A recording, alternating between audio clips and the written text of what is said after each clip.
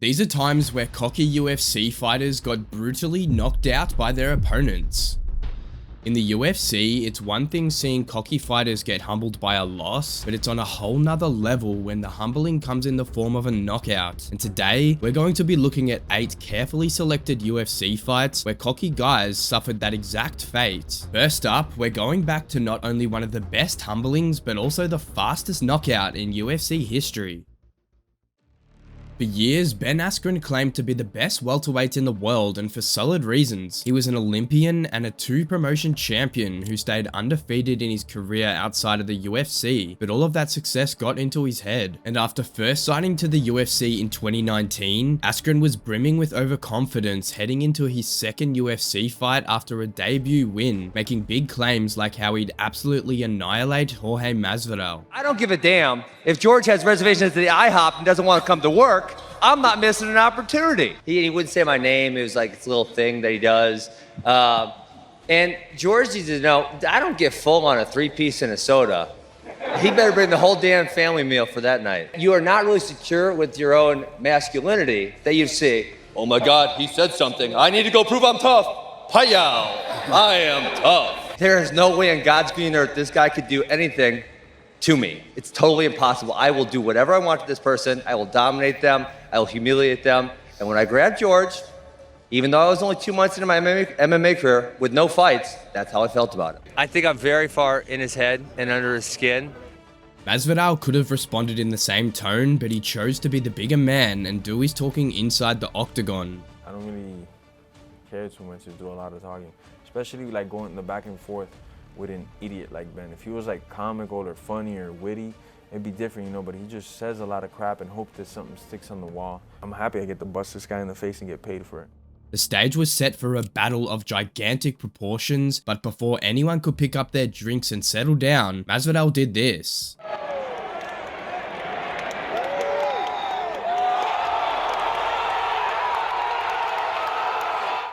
A brutal knee to the face in 5 seconds. Revenge couldn't get any sweeter than that for Jorge Masvidal. And I don't want to keep talking about the dude because I gave him what he deserved in a way. But were the 2 extra punches to an already unconscious Askren necessary? I saw some criticism. People say the punches weren't really necessary. Maybe They were super necessary.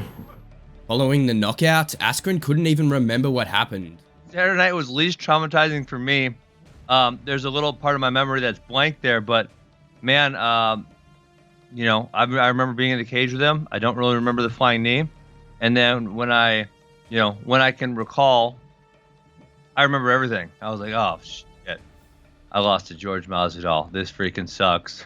But unfortunately, after dishing out such a devastating knockout and humbling, Jorge Masvidal would soon find himself on the receiving end of a very similar story.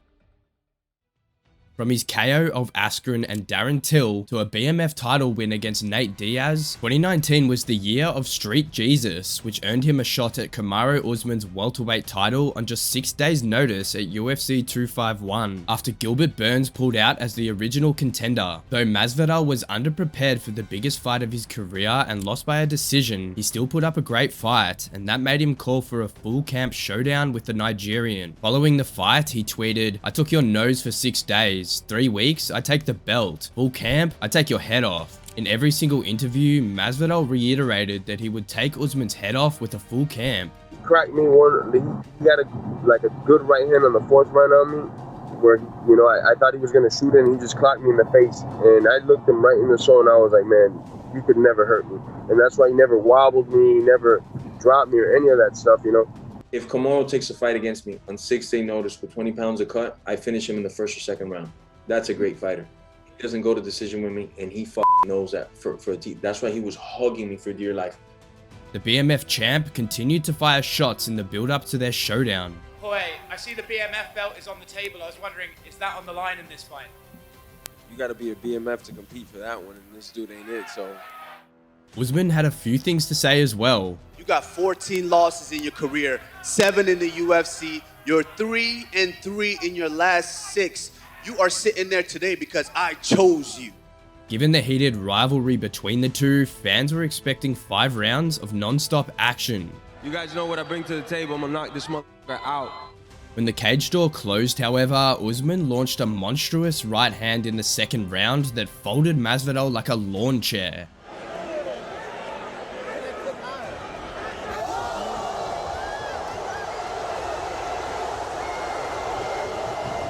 The KO was so brutal that even Masvidal himself was impressed. I didn't feel that he could knock me out, but man, did he come through and deliver on that day for himself.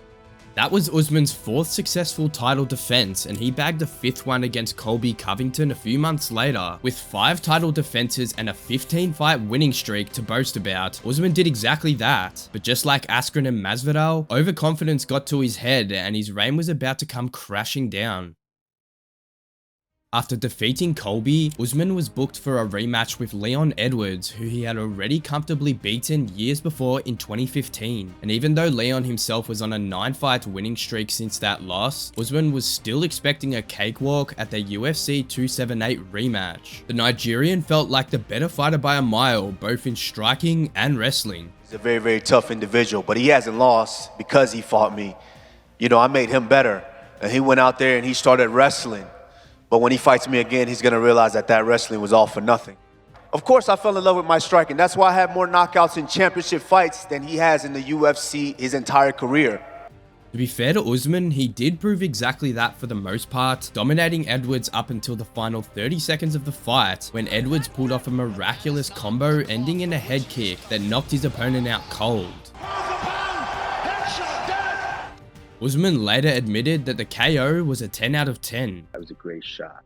A great shot. I'm talking Hail Mary to the Super Bowl. In the Super Bowl, last 10 seconds, that was a great shot, man. Hats off to Lee. The two had their trilogy fight less than a year later in 2023, when Edwards this time won by a comfortable decision to prove that his KO wasn't a fluke. Just prove that how much I've improved, right, over the years. I wasn't able to show my performance in Utah because altitude. I think that showed now that altitude played a big part in my performance, you know. And yeah, but like I said, Kamaru's a tough opponent. He got a great team behind him. But it's true, like I said, believe it's my time. And just a few months after Usman's dominant reign ended, another dominant and cocky champion in the form of Aljamain Sterling was about to become an up-and-coming superstar's prey. Long regarded as an overhyped Conor McGregor wannabe, Sean O'Malley proved that he was that guy when he challenged Aljamain Sterling for the UFC Bantamweight title at UFC 292. Since Aljo had beaten 3 former champions in the form of Pieta Yan, TJ Dillashaw, and Henry Cejudo, his confidence was through the roof. I do plan on thoroughly smashing this dude up, something serious.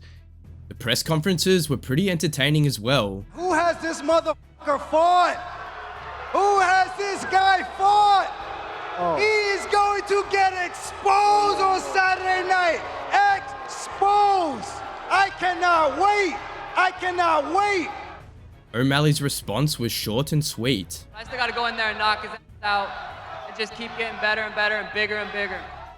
When the cage door closed, Sterling couldn't even touch O'Malley and got knocked out in the second round with a crisp right hook, followed by ground and pound. Round 2. Sterling on it.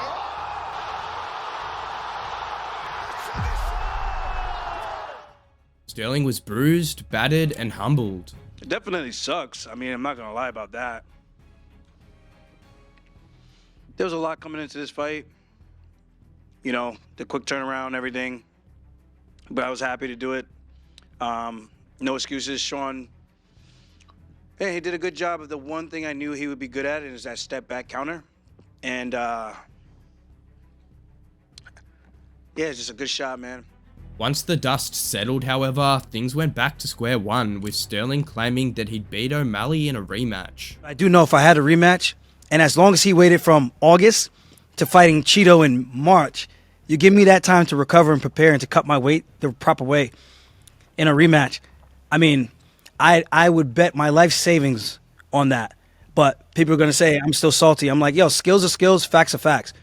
This reminds us of Jamal Hill, who, like Aljo, has also been gunning for a rematch after losing to Alex Pereira, but he's confident that there's an unfair reason he lost. I was not unconscious at no point. No, for sure. The American challenged the reigning light heavyweight champion at UFC 300 almost a year after relinquishing his belt due to injury. Not only was Hill confident that he'd beat Pereira, but he also claimed that he would knock him out standing to prove that he's better than the former kickboxing world champion. You are known for knocking a lot of guys out, so do you see this fight playing out that same way where you're gonna knock out Alex? Yeah, I mean, yeah, 100%. I see myself as superior everywhere. I see myself as a superior striker, as a superior grappler, a superior clinch worker, as a superior thinker, as everywhere. I'm superior to him in everywhere in this game, and I'm gonna show the levels to that. Hill even brought a stone face to the weigh-ins and smashed it to the ground, symbolizing that he'd smashed the Brazilian the same way. In the cage, however, Hill had little to say. Just a couple of minutes into the fight, Hill kicked Pereira near the groin area, and referee Herb Dean wanted to pause the action to check on the champ. Pereira told Dean to back off and then proceeded to drop Hill with a crunching left hook, followed by ground and pound to finish the job.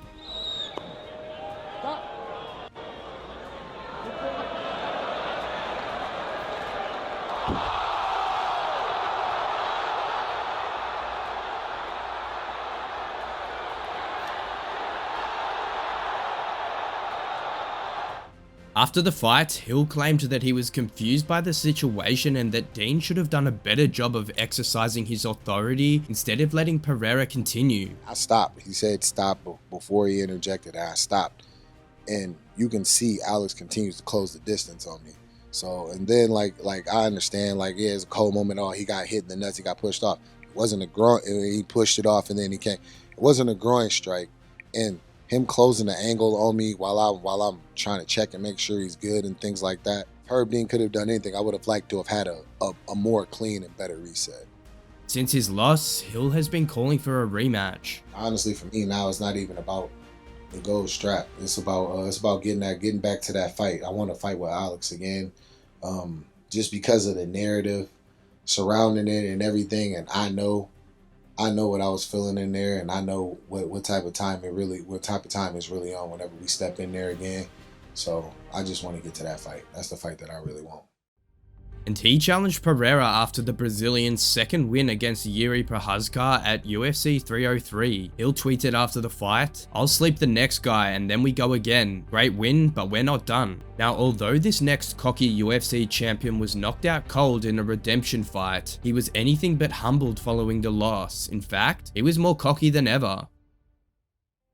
This fight goes back to the UFC 199 middleweight title fight between the at-the-time champion Luke Rockhold and Michael Bisping. The champ was full of confidence and cockiness since he had already beaten his rival before. You're just an average bloke. You're just an average bloke. Good use of English. I'm a samurai. I'm gonna come in there silent, undetected, and I'm gonna knock you out. I'm gonna make my kill, and I'm gonna fucking be out. You're making a fool I'll be out on the yourself. next contract. Watch me. All right, buddy. I don't need an insurance policy to beat your ass. I don't need a knee. I don't need to walk. I'll crawl in that cage. Well, stop telling everybody about your injuries then. Whoop your ass. Bisping was confident too, and that had something to do with fans being solidly behind him. That's how you overcome things. That's how you put yourself out there. You believe it, and you achieve it. And that's what I do. I know what I'm gonna do. I know that I'm better than this. Sounds like the worst self-help book him you've out. ever read. Conceive, believe, achieve. Shut the f up. Listen. When they entered the cage, Bisping used his footwork to avoid grappling, and after half a round of striking, he landed a powerful left hook that rocked Rockhold. Moments later, Bisping knocked him out cold. Even after being brutally defeated, Rockhold was cocky as ever. Some say revenge is sweet. I disagree. I think it's better than sweet. Luke, come on, buddy. When the shoe was on the other foot, I leaned over and thanked you at this moment in time. I said, well done. Yeah. And I actually picked you up off the canvas. And you, being the you are, came up to me and was about Your it. hand. And you said, I already shook your hand and told me to f off, basically. You asked me, do you know who you are? Do you know where you are, buddy? Yeah, that's after you. Yeah, Hey, buddy, you got knocked the f out. You Hey. got knocked out, buddy. Sit down, shut You got up. lucky. All right. You got Oh, lucky. yeah. Real lucky. Bisping. First round, buddy. First round. What? That's all, guys. I will come back and kill you. The two eventually reconciled a few years later and now seem to be on good terms. Unfortunately, we can't say the same about Ronda Rousey, who said some disturbing things after being badly knocked out by a rising star. Before Ronda Rousey and Holly Holm locked horns in 2016, Rousey was a force to be reckoned with in the UFC bantamweight division. The champ literally ran through everyone she faced, so she was naturally riding high when she battled Holly Holm, the former boxing and kickboxing world champion. She's a 19-time boxing world champion, not MMA world champion, and I believe that I'm better than every other girl in every area of MMA. MMA striking is different, and I think I'm the best at it. Heading into the fight, there was a ton of animosity between the two, with Rousey wanting to give Holm a nightmare of a beatdown. Holly Holm faced overwhelming odds as the underdog when she took on Rousey at UFC 193. However, she defied expectations and triumphed, dominating the fight with jabs and straight lefts before delivering a devastating head kick that ended Rousey's night. It was Rousey's first career loss and one that sent her in a really dark place. I was like down in the corner, I was sitting in the corner and I was like, what am I anymore if I'm not this? And I was literally sitting there and like thinking about myself, and that exact second I'm like, I'm nothing. I'm like, what do I do anymore? Almost 8 years later, Rousey revealed that she wasn't mentally there when she fought Holm. I was out on my feet for the entire fight. I was just trying to make it look like I wasn't hurt, but I wasn't there cognitively. I couldn't think as fast. I couldn't judge distance, and just from that one fight, everybody felt like, oh, she's a fraud. Now, as you guys can see, backing up one's words with actions is crucial, yet many falter in this regard, just like James Vick, who faced consequences for talking more than he could prove. Vick enjoyed a strong start to his UFC career, winning 9 out of his first 10 fights. However, success seemed to inflate his ego to the point where he dared to talk crap about Justin Gaethje. Welcome to the big show. You get to fight the main event. You made it, buddy. Yeah, thank you, man. It's your last main event. You're about to be on a 3-fight losing streak and shipping your back to the B League to fight tomato cans again. And I'll still have more money in my bank account. I got more money than you right now, bro. I fought 4 times in the last year and I won my fights. You lost 2 out of 3. You fucking suck, dude. The Arizona native chose to respond with actions rather than words. And when the cage door closed, he knocked Vick out cold with a powerful right hand in under 90 seconds. Gaethje later felt bad for his opponent. Right here at the top, I felt bad for him, but then all up in here felt just amazing. Yeah. So I was good, man. Vick, on the other hand, had no regrets about his boldness. If I went back and I'd do the exact same thing, because that's what I had to do to get the fight. That's what I did to promote the fight, and I spoke from the heart, So, it didn't turn out right for me fight-wise, but I mean, what can you do? If you guys enjoyed the video, you'll probably enjoy this one here, where more cocky UFC fighters get destroyed and humbled by their opponents.